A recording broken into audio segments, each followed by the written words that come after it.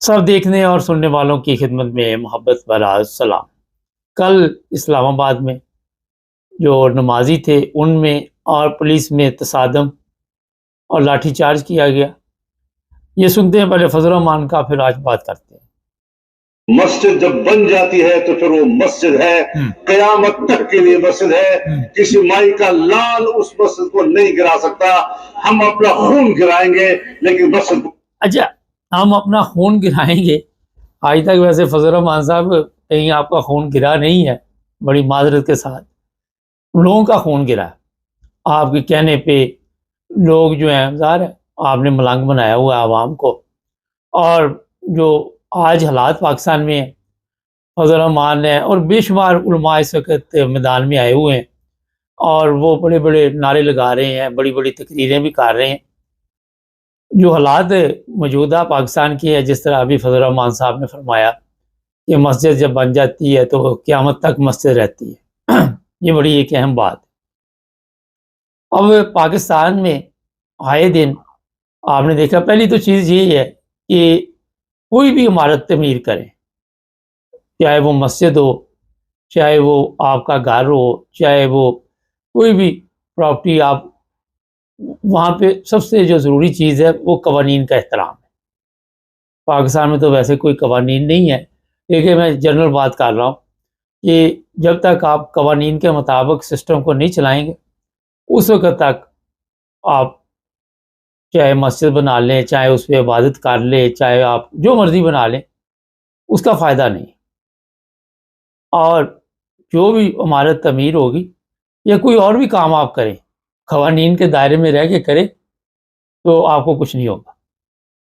जहाँ पे गैर कानूनी काम होते हैं, हम क्योंकि मज़हबी जुनून में बहुत जज़्बाती हैं, इतने जज़्बाती हैं कि मज़हब के चक्कर में आपने देखा हमने पूरे पाकिस्तान का सिस्टम तबाह व बर्बाद कर दिया। लोगों को ऐसी जगह हमने पहुँचा दिया मज़हबी तौर पे कि ना वो सोच सकते हैं, ना वो बोल सकते हैं, ना उनके कान हैं, मुँह आंधे हैं, बहरे हैं, गूंगे हैं।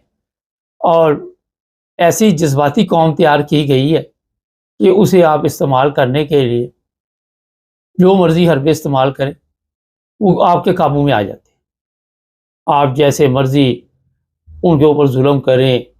अगर पुलिस स्टेशन में आप हैं, वहाँ पे आप देख लें किस तरह लोगों के ऊपर जुल्म होते हैं। अगर आप किसी अमीर के हाथ आ गए हैं, वहाँ पे आपकी कमबख्ती आ जाएगी। किसी वडेरे के हाथ आ गए हैं, वहाँ पे सबके सामने आपके मुँह पे जूते मारने शुरू कर देंगे, मुँह पे स्याही काली जो है वो लगा देंगे। क्योंकि हम अपने आप को तो कहते हैं मुसलमान है ना, इस्लामी जमहूरिया पाकिस्तान, इस्लाम का किला। मगर ऐसी बात नहीं। अब मस्जिद की बात कर लें। ये फरमा रहे मस्जिद जब बन जाती है तो ता क़यामत मस्जिद रहती है। अच्छा, ये बड़ा एक अहम सवाल है कि यहाँ पाकिस्तान जैसे मुल्क में ये नहीं कि कोई पहला ये वाक़या पेश आया, इससे पहले भी इस तरह के वाक़यात पेश आते हैं। कोई 2 महीने बाद शुरू हो जाते हैं वाक़यात, कोई 6 माह बाद, कोई साल बाद, कोई ना कोई वाक़या बहरहाल आपकी नज़र से गुज़रता है। दूसरी तरफ आप देखें कि जो दूसरी इबादतगाह है लोगों की, वहाँ पे फ़र्ज़ करें एक चर्च है, उसकी जो इज़्ज़त वहाँ पे की जाती है। पिछले दिनों भी मैंने प्रोग्राम बताया था, कभी किसी चर्च को आग लगा दी जाती है, कभी किसी जगह पे नुकसान पहुँचाया जाता है। तो जितने मज़हब हैं उनकी इबादत गाहों का एहतराम करना ज़रूरी है, लेकिन बात वही है कि पहले कवानीन का एहतराम ज़रूरी है। बुनियाद जो है वो कवानीन है। पाकिस्तान के अलावा भी दुनिया है, मैं जनरल बात कर रहा हूँ। अब मैंने 2 दिन पहले ये प्रोग्राम किया कि जनाब ये अगर कवानीन के मुताबिक नहीं बनी थी तो इसकी इजाज़त किसने दी थी? तो एक बंदा था वो नामुनासिब अल्फाज लिख रहा था नीचे, वो डिलीट कर दिया हमने। लेकिन मैं ये बताना चाहता हूँ कि कौम जो है उसको इस चीज़ का इल्म ही नहीं है। उनके ज़हन में भी यही है कि जिसकी लाठी उसकी भैंस, जिसके पास ताकत है वो जो मर्ज़ी करे, वो जो मर्ज़ी करता फिरे, कोई पूछने वाला नहीं। मैं आज ही देख रहा था लाहौर रेलवे स्टेशन, लोग नीचे बैठे हुए। उनसे जब पूछा गया जाके जनाब ये आप नीचे बैठे हुए हैं, क्या हुआ? वो सामने बाकायदा तौर पर वेटिंग रूम तैयार है। वो कहता है जनाब हमें कहाँ वहाँ घुसने देंगे, वो फैमिली लिखा हुआ है बाहर फैमिली के लिए, लेकिन ये उन लोगों के लिए है जिनके पास पैसे पूसे हैं। हमारी क्या औकात, वहाँ पे लोग ख़वातीन बंदे बाहर नीचे बैठे हुए, और क्योंकि हमने सिस्टम को ऐसे बनाया हुआ है कि वीआईपी कल्चर बन चुका है। वीआईपी कल्चर के चक्कर में जो दूसरे लोग हैं उनकी इज्जत नफ्स का भी ख्याल नहीं रखते। आम आपने देखा है इस वीआईपी कल्चर में, पिछले दिनों भी कई तस्वीरें चल रही थी, कोई नौकरानी है तो उसको साथ ले जाते हैं, बेचारी बच्चा पकड़ के बैठी, खुद वहाँ पे हराम खाबे खा रहे हैं, और ये नहीं कि उस बच्ची को भी दूसरी जगह पे कोई खाना दे दें कि आप भी खा लें। चलो अपने म्यार का नहीं, अगर आप में इतनी तफीक नहीं, आप में ये कमीनगी पाई जाती है, तो कोई नॉर्मल सा खाना जो है वो उसको आप कह दें जनाब इनको खिला दें। ये अखलाकियात में आता है, ख़ानदानी लोगों में। लेकिन क्योंकि ख़ानदानी लोगों ने पैसे के चक्कर में अपने ख़ानदानी सिस्टम को ही बेड़ा गर्क कर दिया। तो ये फजल रहमान साहब बड़े अच्छे बंदे हैं, क्योंकि ये आवाज़ तो उठाते हैं, बाद में ठीक है पैसा पूसा मिलता है, फिर तितर-बितर हो जाते हैं। एक दफ़ा तो चलो लोगों को तो जो ही दिलाते हैं ना, बाद में देखी जाएगी क्या होगा, भड़क तो लगाई ही ना। तो मैं यहाँ पे इनको कहना चाहता हूँ कि मसाजिद किसी भी फ़िरके की हों, ये नहीं कि आप देखते हैं कि आए दिन वहाँ पे अहमदियों की मसाजिद को नुकसान पहुँचाया जाता है। अब वो भी मस्जिद है, अभी खुद ही ये कह रहे कि मस्जिद मस्जिद ही होती है, जो बन जाए वो क़यामत तक मस्जिद होती है। अच्छा, ये मस्जिदें पाकिस्तान बनने से पहले की थी, कई पाकिस्तान बनने के बाद भी बनी। उनके ऊपर जब हमले होते, कभी फजल रहमान की ज़बान से कोई लफ्ज़ नहीं निकला, किसी मौलवी की ज़बान से लफ्ज़ नहीं निकला, किसी उलमा ने ये ज़िक्र नहीं किया कि जनाब ये भी मस्जिद है। और कभी उसके मिहराब तोड़ दिए जाते हैं, कभी मनारे तोड़ दिए जाते हैं, कभी पूरी मस्जिद तोड़ दी जाती, कलमा तैयबा ऊपर लिखा होता है, उसकी बेहुरमती होती। अच्छा, अब फ़र्क बताता हूँ, ये जिस मस्जिद के चक्कर में अब इस्लामाबाद में लाठीचार्ज और पुलिस और ये सब आमने-सामने है, ये बताया जा रहा है, गवर्नमेंट कहती है कि ये गैर कानूनी बनी है। ये जो ज़मीन है, ये गवर्नमेंट की है, ऊपर इन्होंने बगैर पूछे इमारत बनाई है, जो उस वक़्त के लोग थे, उनके साथ मिलकर ये सब कुछ किया। अब ये जो अहमदिया मसाजिद वहाँ पे बनी हुई पाकिस्तान में, ये कवानीन के मुताबिक बनी हुई और इनकी इजाज़त हुई, उसके मुताबिक ये मसाजिद बनी वहाँ। ये चर्च बने हुए वहाँ पे, वो भी इसी तरह कवानीन के मुताबिक बने। कभी उनको गिराया जाता है, कभी आग लगाई जाती है। तो जो बात बताने वाली है कि ये सबसे बड़ा हमारा प्रॉब्लम है कि हमने इतनी समझ और शऊर जो हमारे पास है, वो कभी इस्तेमाल भी नहीं किया और तौफ़ीक भी नहीं मिली। कभी सोचा भी नहीं कि इसे इस्तेमाल किया जाए, और वहाँ पे हमने फिर ये हालात पैदा कर दिए। 50 मसाजिद गैर कानूनी बन गई और गवर्नमेंट सोई रही। हैरानगी की बात है वैसे। अब जो चीज़ बनी गैर कानूनी, वो मैं कई दफ़ा बात सुनाता हूँ, पुरानी बात है। वो एक लड़का आया भागा-भागा, कहता अम्मी अब्बू जा रहे हैं उम्रे पे, और शनाख्ती कार्ड मैंने 2 नंबर तरीके से बनवाया, बड़ी मुश्किल रिश्वत दे के, मान नहीं रहा था। मैंने फिर रिश्वत दी, अब बुनियाद ही गलत, और कहता कि खुद ही बता रहा 2 नंबर तरीके से अब उम्रे पे जाना। ये बिल्कुल सही वाक़या। पिछले दिनों भी आपने देखा, वो एक फैक्ट्री पकड़ी गई, कोई जूस बनाती थी ज़हरीला। जब उसके लोगों को पूछा जाके कि हाँ जी मालिक कित्थे, कहता जी वो तो हज ते गया था। हमारे इबादत के म्यार हैं कि हमें पता ही नहीं कि हज पे जाने से पहले रिज़्क हलाल जो है उसका होना ज़रूरी है। आप यहाँ पे काम जाली कर रहे हैं और या हज पे रहे। तो तकलीफ दे हालात हैं। जो लोग यूरोप में रहते हैं उनको पता है कि यहाँ पे आप 1 सेंटीमीटर जगह भी किसी की जो है वो अपने कंट्रोल में नहीं कर सकते, गैर कानूनी तौर पे ठीक-ठाक वो मुसीबत बन जाती। लेकिन क्योंकि पाकिस्तान अंधेर नगरी चौपड़ राज है, अब यहाँ पे मुनाफ़िक, आपको मैंने कई दफ़ा कहा कि डॉक्टर असरार ने कहा था कि पाकिस्तानी कौम सबसे बड़ी मुनाफ़िक कौम है, उसका आप देख लें। और फजल रहमान कितने दिन ये करेगा, कब तक ये सब ड्रामा चलेगा, इसको जब मर्ज़ी वो उठा दे। गवर्नमेंट के लिए कोई मुश्किल काम नहीं। बड़ी लंबी-लंबी ये बढ़ के, कल मैं एक तकरीर और इसकी सुन रहा था कि इमरान खान और आप मुकाबला करें, अगर खान के हाथ में हुकूमत आए तो दे दे।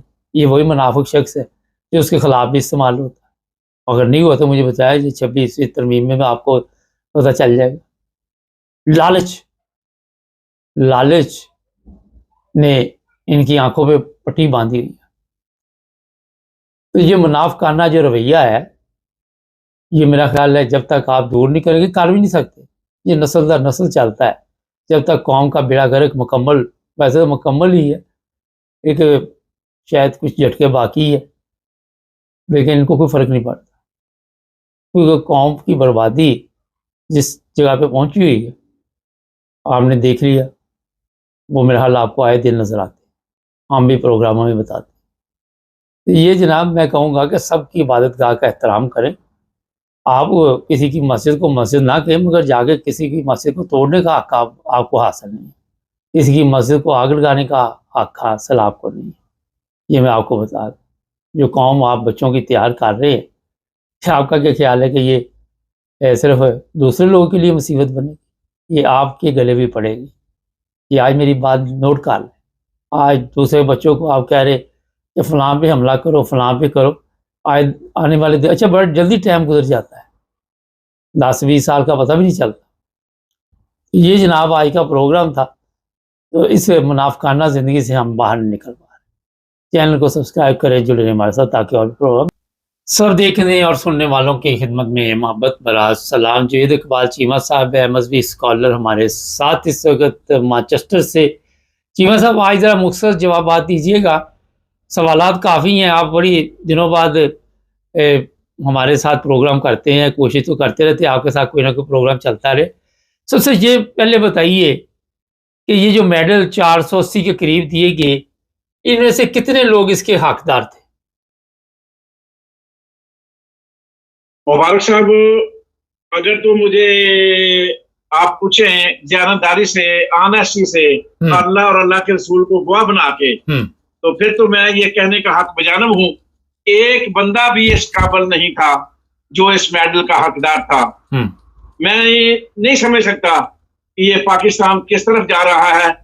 बस ये एक ही बात है कि अल्लाह का अजाब हमारे ऊपर इतना मुसल्लत है इस वक्त कि हमें सूझबूझ ही नहीं आ रही, ना मुझे अल्लाह मैंने दे रहा है कि हमने करना क्या है, हमारा डेस्टिनेशन क्या है, और हमारी जो है ना तरजीहात क्या है, और हम क्या कर रहे हैं। ये है आपके सवाल का जवाब। अच्छा ये बताइए कि मेडल तो तकसीम कर दिए, और लोग जो आम पब्लिक है, मेडल उन्हीं लोगों में तकसीम किए गए जो VIP है वहाँ के, और जिनकी खिदमात के नतीजे में आज पूरे मुल्क की ये हालत बन चुकी है कि कोई मुल्क नहीं जहाँ पे हम मांगने नहीं जाते, जहाँ हमें पता चल जाए कि इसके पास कुछ है तो हम कहते हैं कि इसी तरह इस तक पहुँच जाए और जो कुछ भी इसके पास है वो उसमें से कुछ ना कुछ पकड़ ले। तो ये तो लोग अय्याशी में पड़े हुए थे। और ये बताइए कि यहाँ पे जो पाकिस्तान के वो सहाफ़ी हैं जिनमें कोई थोड़ी सी गैरत है, जिनमें शर्म है, उन्होंने भी कोई आवाज़ नहीं उठाई। इस वक्त गैरत, शर्म की, हया की, ज़मीर की बातें सारी जो है ना वो खत्म हो चुकी हैं। एक तो चलो मानते हैं इस बात को कि मेरे जैसे गुनाहगार किसी डर और खौफ की वजह से हो सकता है बात ना करे, मगर अफसोस है मुबारक साहब, अफसोस है कि इस वक्त जो पूरे मुल्क के अंदर माहौल बना हुआ है, एक फिरौन ने, एक जालिम ने, एक चोरों, डाकुओं ने, लुटेरों ने और कातिलों ने जो इस मुल्क का माहौल बना डाला है, उससे यही नजर आ रहा है कि अब जिसका भी ज़मीर जिंदा होगा उसको उठा लिया जाएगा, जो बात करेगा उसे 6 महीने के लिए अंदर कर दिया जाएगा। कानून तो बन चुका है, कानून तो आ चुका है, उन्होंने वो शेक जारी कर दी है कि आप जिसको मर्जी बगैर किसी अदालत में पेश किए 3 महीने अपने पास एजेंसियां रख सकते हैं, उसके बाद 3 महीने फिर रख सकती हैं। तो एक डर और खौफ का अमल तो जारी है। वो तो फिरौन के पास भी ये था, सारे हुक्मरानों के पास यही होता है, मगर जिस तरफ ये जा रहे हैं इससे यही अंदाजा होता है कि ये मुल्क अनकरीब जो है ना किसी आखिरी नतीजे पे पहुंचेगा और इसके नतीजे जरूर निकलेंगे, चाहे मुस्बत निकले चाहे किसी और से निकले, मगर निकलेंगे जरूर, और होगा बहुत बुरा इन हुक्मरानों के लिए। इनको नौशाए दीवार पढ़ लेना चाहिए, इनको बड़ा वक्त अल्लाह दे रहा है मगर इनको समझ नहीं आ रहा। अच्छा सर, एक और इशू बना हुआ है इस्लामाबाद में। कल पुलिस और वहाँ पे जो नमाजी थे उनमें तसादम हुआ। 50 के करीब मसाजिद बन गई और गैर कानूनी तो गवर्नमेंट किधर थी उस वक्त? मुबारक साहब, असूली तौर पे अगर आईनी कानूनी तौर पे अगर देखा जाए तो जो महकमे होते हैं ना, उनकी पकड़ होनी चाहिए कि जो दीवार ईंट रख रहा है वो किसकी परमिशन से रख रहा है, वो किस नक्शे के तहत अपनी चीज रख रहा है। बहरहाल हमारे यहाँ ये चीज नहीं है। हमारे यहाँ क्योंकि पाकिस्तान में कोई आईन और कानून है नहीं है, कोई ज़ाब्ता अखलाक है नहीं है, कोई अखलाकियात है नहीं है, कोई रूल ऑफ लॉ की इम्प्लीमेंटेशन है नहीं है। बस जो जिसकी लाठी उसकी भैंस है, और जो चोर चुका चौधरी गुंडी रान प्रधान है। यहाँ मुल्क इसलिए इस तरह चल रहा है कि उमरा और शुफा को कुछ नहीं कहना, और गरीबों के ऊपर जितना जिसके ऊपर चलता है उसके ऊपर चलाओ।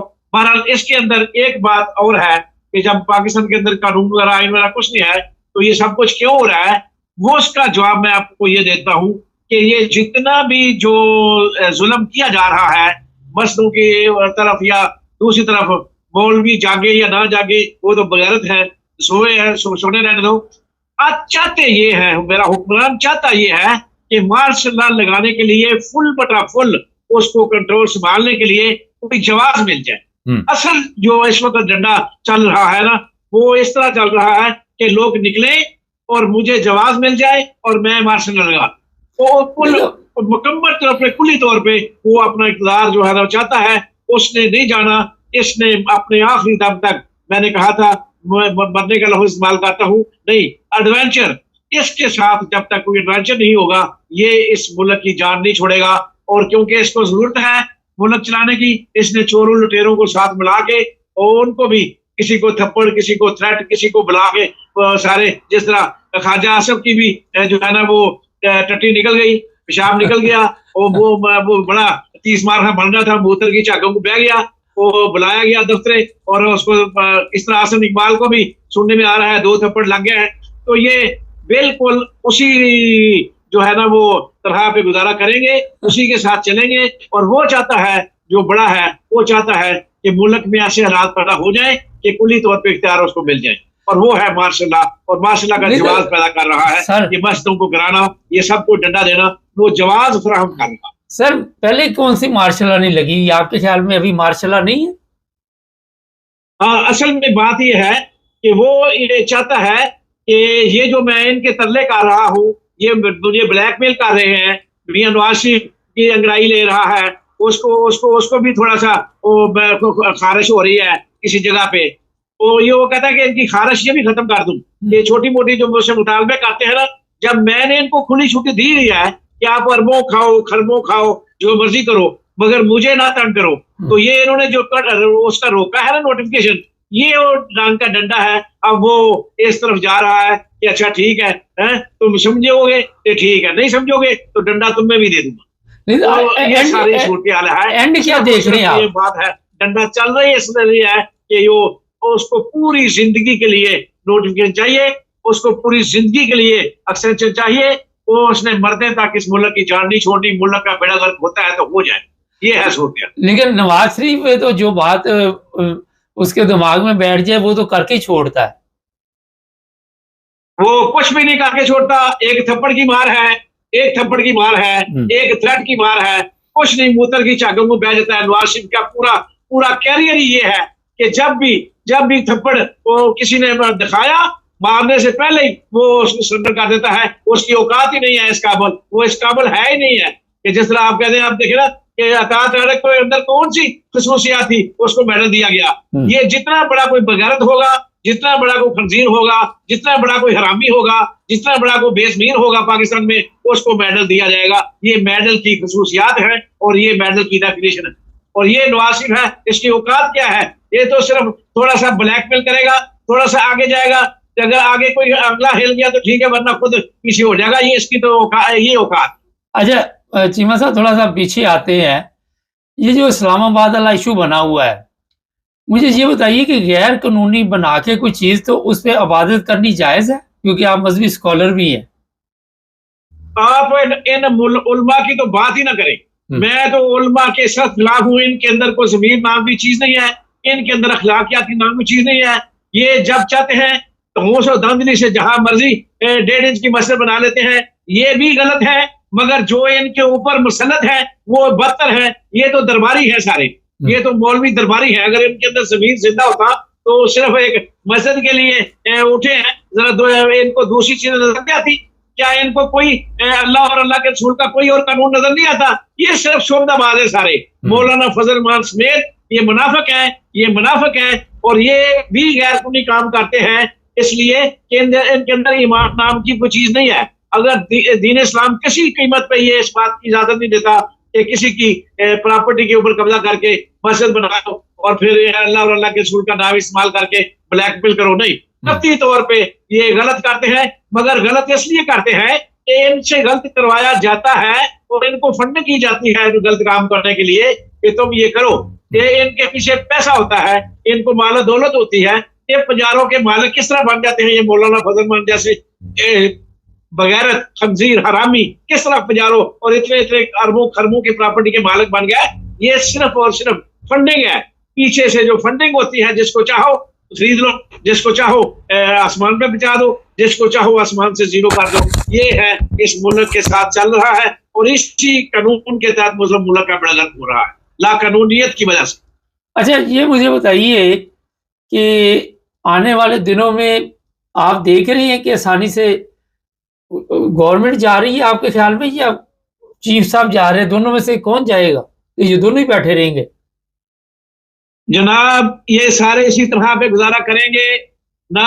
जरदारी उठ सकता है, करप्शन का बादशाह है, इनके इनके इनके अरबों खरबों के फाइलें खुली हुई हैं और शरीफ खानदान ये जितने जुदे पालिश चचा और भतीजी कर रहे हैं, चचा से बढ़कर भतीजी वो गैराज वाली नानी कर रही है। तो ये बूट पाली करने वाले लोग हैं। ये फौजियों की ऐसी की पैदावार थे, फौजियों के बूटों से ये पैदा हुए थे और उन्हीं के बूटों तले जिंदगी गुजारेंगे। वाहद आदमी एक है, उसको कोई ताकत नहीं हिला सकती। बगैर एडवेंचर के वो इस मुल्क के साथ खेलता रहेगा।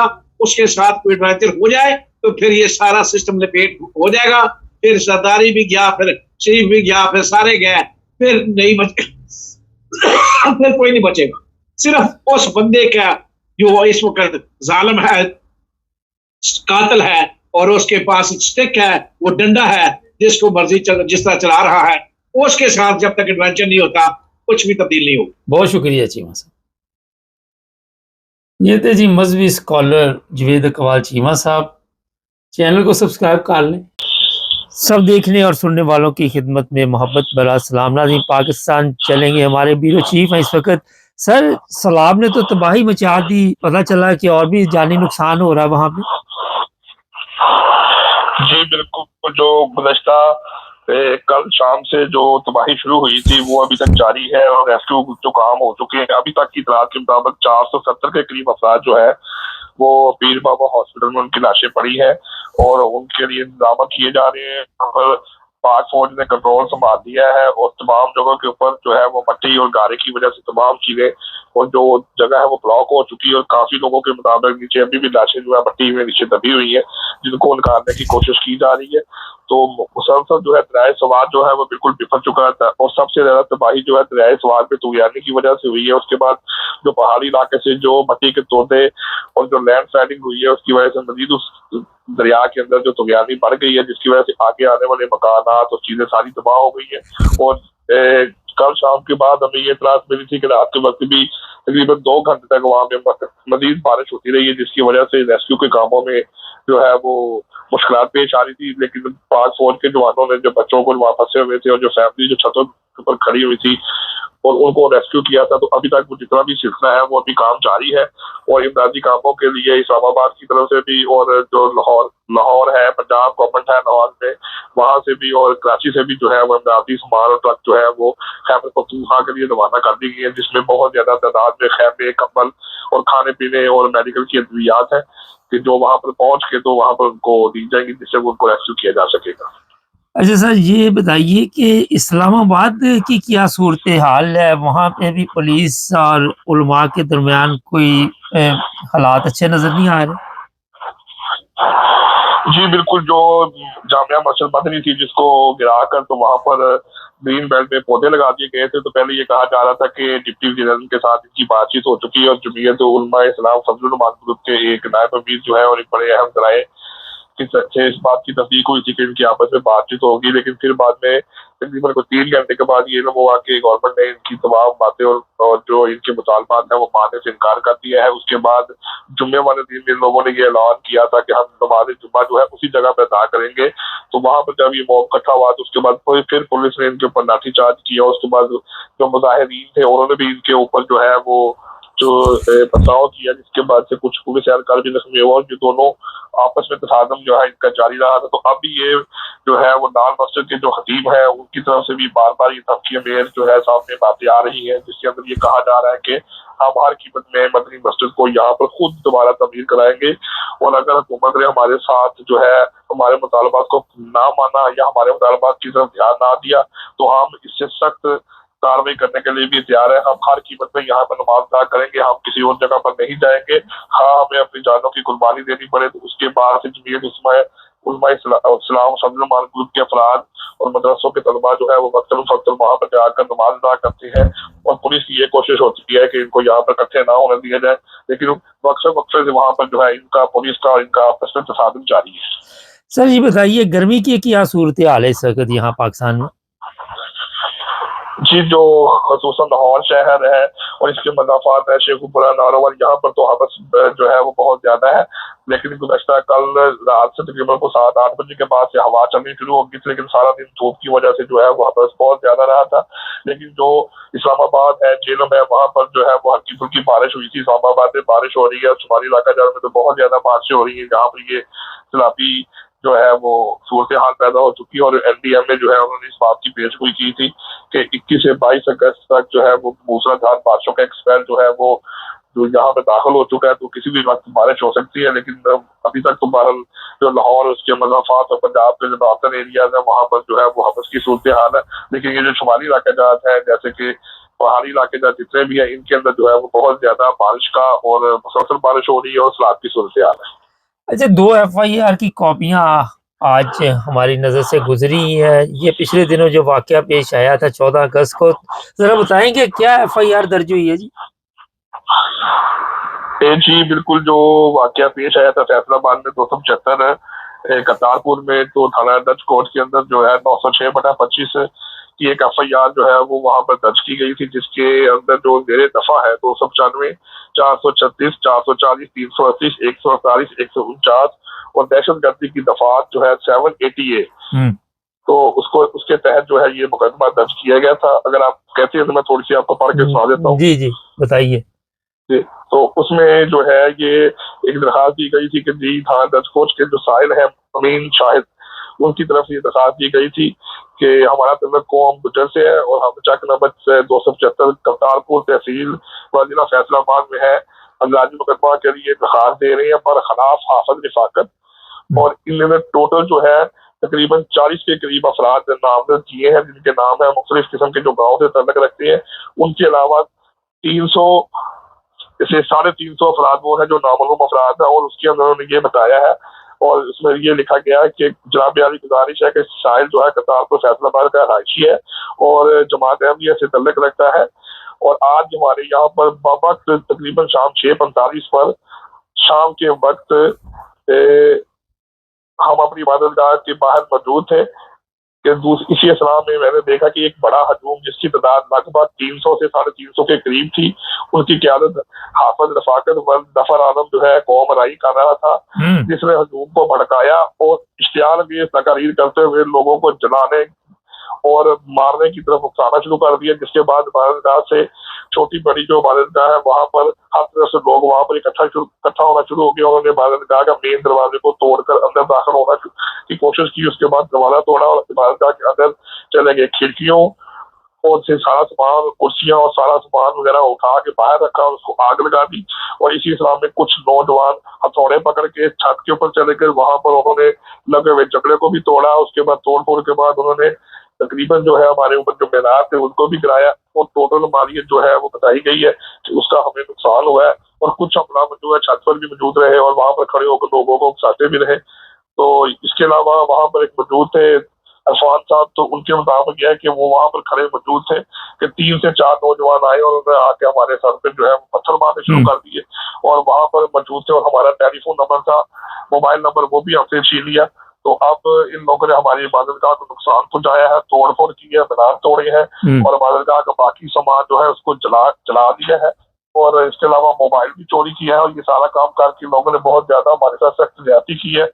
लिहाजा इनके खिलाफ जो है कानून के मुताबिक जो है वो की जाए और इनको करार वाकई साथ ली जाए, इनको गिरफ्तार किया जाए। तो इसके बाद जो है वो पुलिस की तरफ से जो ये दफात है 295, 436, 440, 380, 148 और 149 और 788 एंटी टेररिस्ट कोड, इसके तहत मुकदमा दर्ज कर दिया गया और इसके बाद अभी तक जो है 3 से 4 अफराद की गिरफ्तारी की इतलात मिल चुकी है जो कि उस वक्त जलूस में मौजूद थे और पुलिस ने ये दिया है। जो आज हमारी पुलिस के जराये से बात हुई है तो पुलिस ने कहा है कि हमें एसपी साहब की तरफ से सख्त आर्डर है कि जिन लोगों के नाम इस एफआईआर में दर्ज है और जो लोग वहाँ मौजूद है, सीसीटीवी की फुटेज की मदद से या सोशल मीडिया की रिपोर्ट की मदद से हर बंदे को फौरी तौर पर गिरफ्तार किया जाए और उनका चालान बना के पेश किया जाए।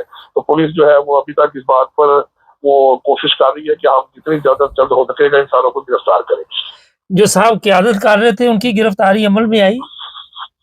जी, अभी तक उनकी गिरफ्तारी जो जिनके नाम के ऊपर किया गया है, रफाकत जो है, हाफिज रफाकत जो है, जिनकी वजह से ये सारा काम हुआ, वो अभी तक गिरफ्तार नहीं हो सके क्योंकि वो जो है एक तो वो वहाँ की कौम अराई के नंबरदार भी है और साबका वहाँ के इलाके के जो है वो सूबाई असम्बली के उम्मीदवार भी है। टीएलपी की तरफ से वो वहाँ पर अपने पेपर जो है नामजदगी के जमा भी करा चुके हैं इससे पहले भी, तो उनके लिए अभी गिरफ्तारी की कोशिश की जा रही है। तो पुलिस ने यह जरूर बहरहाल कहा है कि जिन लोगों के नाम एफआईआर में दर्ज हो चुके हैं और 300 से 350 अफराद जो नामजद है, जो नामालूम है, उनको भी गिरफ्तार किया जाएगा। तो हमें अब मौका दिया जाए कि हम जो है वो सोशल मीडिया की वजह से और अपनी जो पूरी ताकत है उसको बुरुए का लाते हुए तमाम अफराद को बहुत जल्द गिरफ्तार कर देंगे। इसमें दहशतगर्दी की दफात भी शामिल है, तो इसका मतलब ये है कि ऐसे लोगों की जमानतें भी इतनी आसानी से नहीं होंगी। जी बिल्कुल, जो इसमें 2 दफात है मैं आपको बता देता हूँ। एक इसमें जो दफात लगी हुई है जिसके अंदर लिखा हुआ 780 है एंटी टेररिस्ट कोड, एक तो ये बेलेबल नहीं होती, दूसरी उसके अलावा जो 295 है वो भी बेलेबल नहीं है और 380 जो है वो भी बेलेबल नहीं है। ये वो दफात लगी है जिसके अंदर कम से कम 6 महीने से 1 साल लग जाता है, उसके बाद आपकी जो है वो बेल के लिए अप्लाई कर सकते हैं। तो अगर ये अफराद जितने भी हैं जिनको ये जिनके नाम लिखे गए हैं 40 से 45 अफराद, तो बाकी जो नामलूम अफराद है ये जिस वक्त पकड़े जाएंगे तो जो एंटी टेररिस्ट कोड है इनका मुकदमा दहशतगर्दी की अदालत में चलेगा और उसके बाद तकरीबन 6 से 1 महीने से लेकर 1 साल तक जो है उनको फिर देखा जाएगा। उसके बाद इनका नंबर आएगा कि किस तरीके से इनको पेश किया जाएगा और इनकी वजह से क्या खौफ और फैला गया था। तो कम से कम इनको 6 महीने से 1 साल तक आप वहाँ पे होल्ड करना पड़ेगा। अच्छा, जो जवान जख्मी हुए थे, तस्वीरें भी हमारे सामने है, वो हम ऊपर बोर्ड पे लगा देंगे। अब उनकी हालत कैसी है? जी, अब उनकी हालत खतरे से बाहर है। उनके सरों पे चोटें आई थी, उसमें से 2 नौजवान, एक नौजवान के सर पे 4 से 5 जो है वो टांके लगे थे, लेकिन उसकी हालत खतरे से बाहर है। तमाम जितने भी अफराद है उनके सरों पर चोटें लगी है क्योंकि उनको पत्थर लगे हैं, तो वो अब जो है वो तमाम अफराद जो है वो हालत खतरे से बाहर है और अब वो स्टेबल है। बहुत शुक्रिया सर। ये थे जनाब हमारे ब्यूरो चीफ पाकिस्तान से ताज़ा सूरत हाल आपको बता रहे थे। और ये मैं बता दूं कि हमारे सादा लोग कहीं भी जुलूस देखते हैं, कहीं भी जलसा देखते हैं, बगैर सोचे समझे उसमें कूद पड़ते हैं। अब इतने लोग थे ये, इन्होंने हमला किया, जिस तरह पुलिस को ऊपर से ऑर्डर आए हैं कि इन सबको गिरफ्तार किया जाए। तो यहाँ से अंदाज़ा लगाएं कि हमारी जो सोच है, ये हमारी जो जहालत का म्यार है, वो काफ़ी मेरा गिर चुका है। और वहाँ पे हम ये नहीं देखते कि हम क्या करने लगे हैं, बाद में सर पकड़ के बैठ जाते हैं। चैनल को सब्सक्राइब कर लें, जुड़े रहे हमारे साथ। सब देखने और सुनने वालों की खिदमत में मोहब्बत भरा सलाम। इरफान अहमद खान साहब हमारे साथ। दुनिया में क्या चल रहा है, जनाब ट्रंप और पुतिन की मुलाकात। खान साहब, कल जो मुलाकात हुई है, क्या देखते हैं आप? कोई रिजल्ट निकलेगा या नहीं निकलेगा? अरे रिजल्ट तो कोई नहीं निकला। अच्छा, सिवाय इसके कि भाई उन्होंने ये कहा है कि आइंदा भी मुलाकातों का रास्ता खुल गया है, इससे ज्यादा कोई बड़ी बात नहीं हुई। असल में जो इंटरनेशनल मीडिया इस पर तबसरे कर रहा है, जो जाहिर बात है इतनी बड़ी वाक़या था ये, इसका दुनिया को इंतजार था, तो इसलिए इस पर तबसरे भी बहुत हो रहे हैं और तजिया निगार जो है वो अपनी अपनी तजिए जो है वो पेश कर रहे हैं।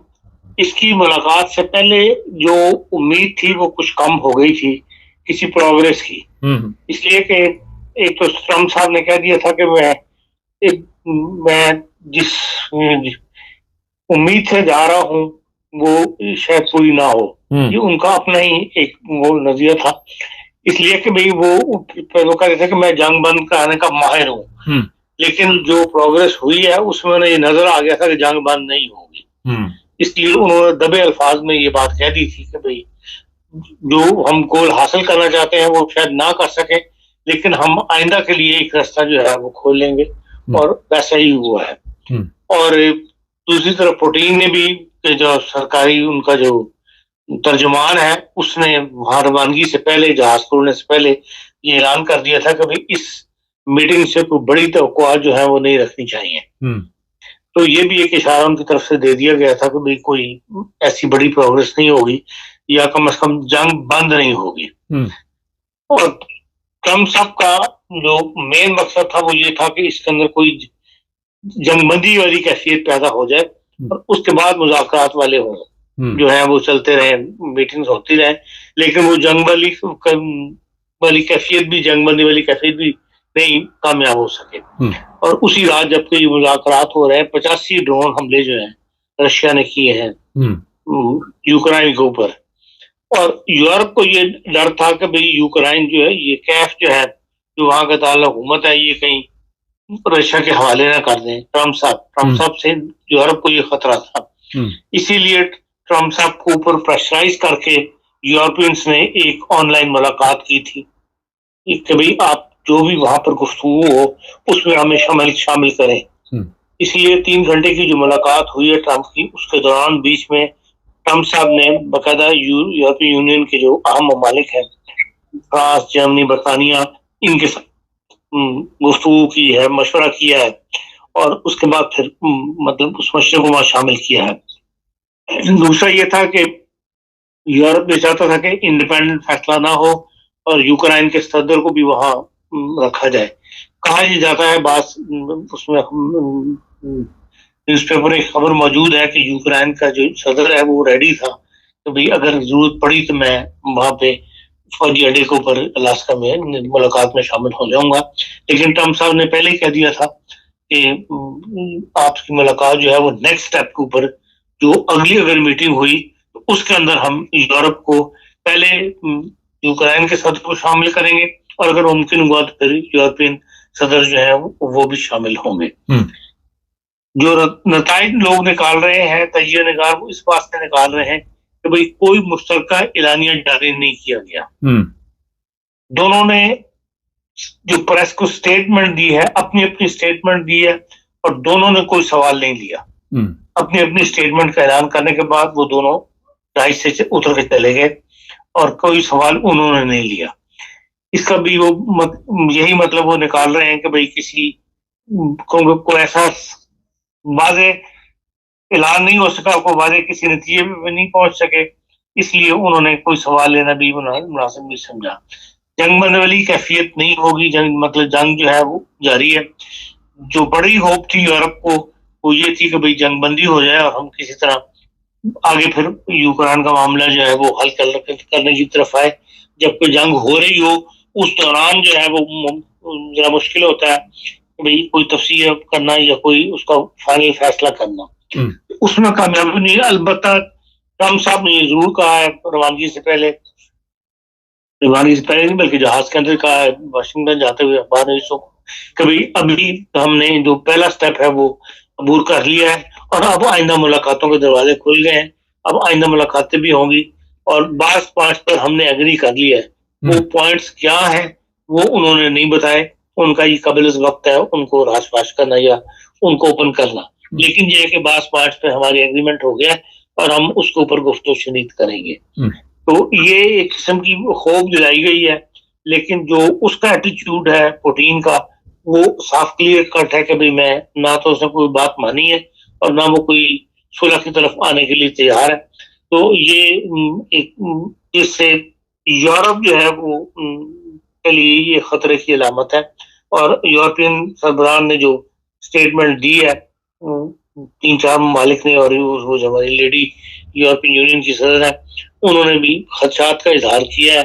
लेकिन ये उनका है कि हम अब इकट्ठे होंगे यूरोप वाले और मिल बैठ के तो फिर इस बारे में एक मुश्तरका अपना जो है मौकफ जो है वो पेश करेंगे। यूरोप का भी यूरोप इससे की क्या रिजल्ट निकाल रहे हैं या आइंदा हम क्या पॉलिसी रखना चाहते हैं। अभी तक तो ये सूरत हाल यही है। बज़ाहिर यही कहा जा रहा है कि ये कोई रिजल्ट जो है अभी इस मुलाकात से सामने नहीं आया। हाँ साहब, दोबारा मुलाकातें होंगी, दूसरी तरफ जंग चल रही है, हमले हो रहे हैं, तबाही मचाई हुई है, तो ये बड़ी शख्सियत की मुलाकात इतनी जल्दी तो नहीं दोबारा होती ना। देखिए, असल मसला जमीन का था। असल इनको ये है कि भाई जो जिस पे कब्जा कर लिया है रशिया ने, वो इलाके वो खाली करता है या नहीं करता, या वो उससे आगे बढ़कर मजीद हमले करके और जमीन पे कब्जा नहीं करता। जो खतरा पैदा हो रहा है यूरोप को, जो गुफ्तगू से पता लगता है इनके बयानात से, सियासी लोग बयान दे रहे हैं, हुकूमत अरकान, उससे इन्हें ये डर है कि यूक्रेन जो है वो रशिया के कब्जे में ना चला जाए। और अभी तक वो आपको पता है पुतिन बहुत कम बोलता है, बहुत कम स्टेटमेंट देते हैं वो लोग, लेकिन नजर यही आ रहा है कि वो यूक्रेन पे कब्जा करने की उसमें है। और ये रशिया भी, अमेरिका भी नहीं चाहता तो यूक्रेन जो है वो उसके कब्जे में चला जाए, पूरे का पूरा मुल्क जो है। तो इसलिए भारत पूरी कोशिशें ये जारी रहेंगी। और हम साहब को जो एक जोम था अपने ऊपर कि वो बात को जल्दी मनवा लेते हैं या वो अमन कायम करने में बड़े मास्टर हैं, उसको काफी धचका लगा है। उसको तकरीबन सब ने ही जो है वो तजिया निगारों ने उसको पॉइंट आउट किया है कि पुतिन साहब को भी होश जो है वो ठिकाने आए, नॉट पुतिन के मतलब ट्रम्प साहब के कुछ होश ठिकाने आए। और उनको जो बड़ा दावा था वो कुछ उसको दावे में उनको धचका महसूस हुआ है कि इतना आसान काम नहीं है। तो आगे अब क्या इसकी प्रोग्रेस होती है, अब देखें, आधा चंद दिनों में पता लग जाएगा। हाँ साहब, बेशुमार यूरोप में लोग बैठे हुए हैं यूक्रेन के, और यहाँ जर्मनी में भी आवाजें उठ रही हैं आपके ये जो यूक्रेनी है ये हमारे ऊपर बोझ है। तो इस पर अब क्या करेगी जर्मन गवर्नमेंट या दूसरे यूरोपियन ममालिक? देखें मुबारक साहब, ये कौमों की उसमें कोई ऐसी बड़ी अहमियत नहीं रखती बात। यूक्रेन वाले जितने यूक्रेन है उससे डबल जो है दुनिया के दूसरी ममालिक से लोग आए हुए हैं। अभी कल एक ब्रिज चल रही थी, उसके अंदर बताया कि जर्मनी के अंदर जो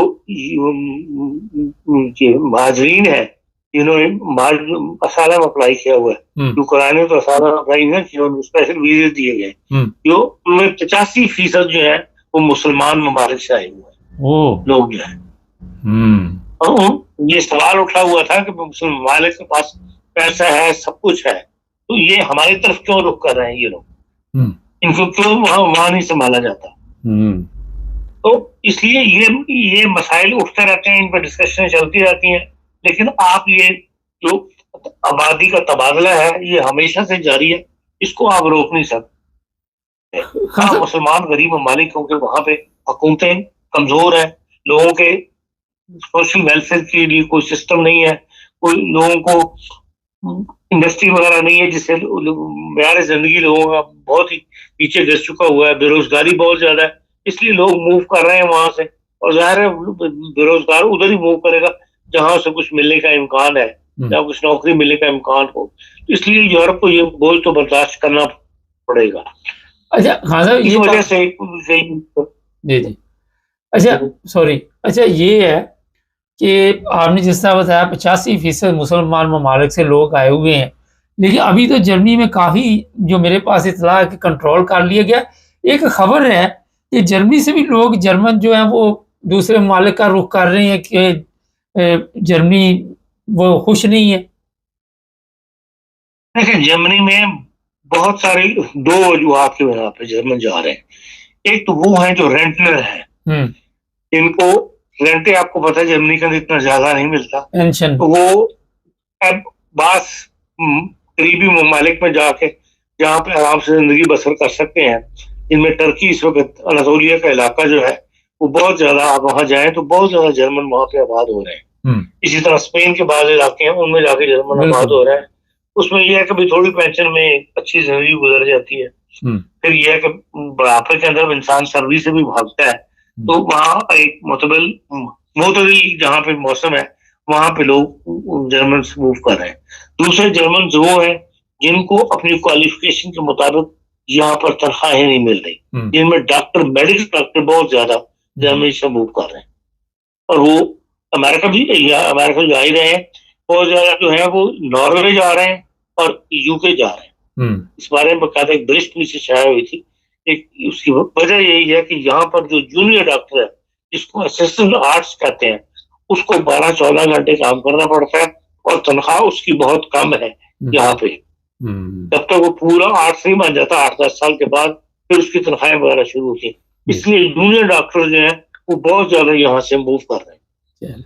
वरना आम जर्मन जो है वो 10% है जो हमेशा से हर दुनिया में हर जगह होता है, लोग इधर से उधर मूव करते हैं। बाकी इंग्लैंड के अंदर भी पूरा एक इलाका है जहाँ पे इंग्लिश, यहाँ के जर्मन लोग आबाद है। जी बिल्कुल, कनाडा के अंदर भी है, अमेरिका के अंदर भी है, हर जगह पे। तो लोग नकले मकानी के लोग करते हैं। चले, बहुत शुक्रिया खान साहब। नदी ये थी ताज़ा सूरत हाल जो मुलाकात हुई है, और जर्मनी में आप खुद अंदाजा लगा ले 85% मुसलमान हैं जो सियासी बना रहे, दूसरे भी बड़ी तादाद में ऐसे ही हैं। चैनल को सब्सक्राइब करें, जुड़े।